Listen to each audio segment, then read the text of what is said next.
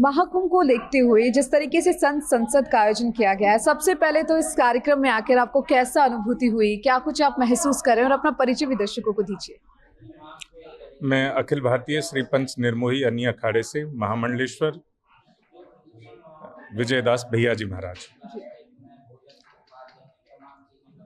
Network 10 का जो ये प्रयास है, मैं आपकी तीसरी बार इस धर्म संसद में आया हूँ और एक अब की बार का जो प्रसंग है वो इसलिए अच्छा अधिक है और भाव से भरा हुआ है कि जो समुद्र मंथन हुआ उसी के कारणवश महाकुंभ की उत्पत्ति हुई और हम जो हमारी ये संत संसद हो रही है वो समुद्र के किनारे ही हो रही है।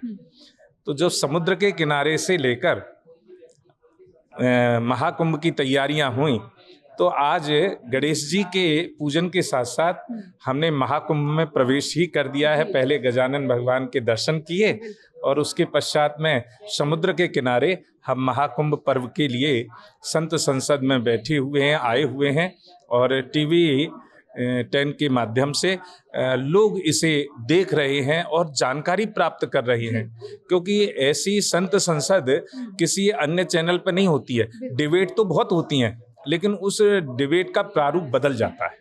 बिल्कुल सही कहा आपने। साथ ही देखिए महाकुंभ का आगाज होने वाला है और हर तरफ जो है उत्साह उसको लेकर नजर आ रहा है। ऐसे में प्रदेश में मुख्यमंत्री योगी आदित्यनाथ हैं, केंद्र में प्रधानमंत्री नरेंद्र मोदी है, उनके नेतृत्व में किस तरीके से देख रहे हैं आप महाकुंभ 2025 को? जैसा राजा होता है वैसी प्रजा होती है। राजा का भाव जैसा होगा वैसा ही प्रजा का भाव बन जाता है।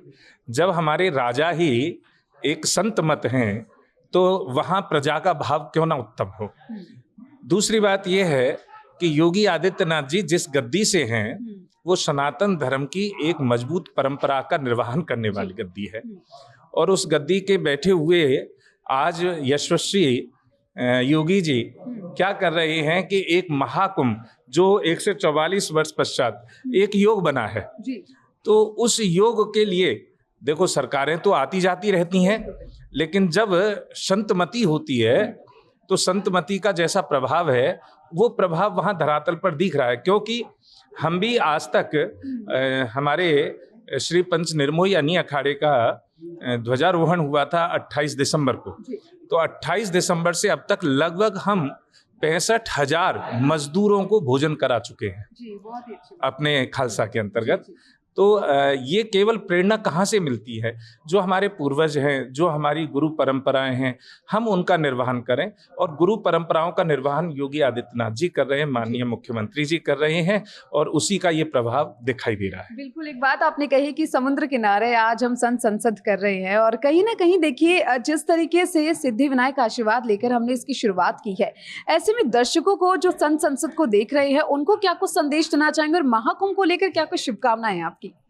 हमने आज गणेश जी का पूजन किया तो मुझे रामायण में, तुलसी कृत रामायण में जो लिखा गया है कि शिव विवाह से पहले भी गणेश जी की वंदना की गई, तो आज हम यहाँ संत संसद में महाकुंभ के लिए 2025 के लिए आगाज करने के लिए आए हुए हैं। लेकिन आज वही कार्य हमने भी किया। प्रथम टीवी 10 के माध्यम से जितने भी पदाधिकारी हैं उनके द्वारा हम कहाँ गए, पहले सिद्धि विनायक गए और सिद्धि विनायक जाने के पश्चात में अब हम यहाँ संत संसद में हैं। तो हमारा भी पूजन से ही सब प्रारंभ हुआ है और सब सफल होगा, यही कामना है। बहुत बहुत शुक्रिया, हमसे खास बातचीत के लिए बहुत बहुत शुक्रिया।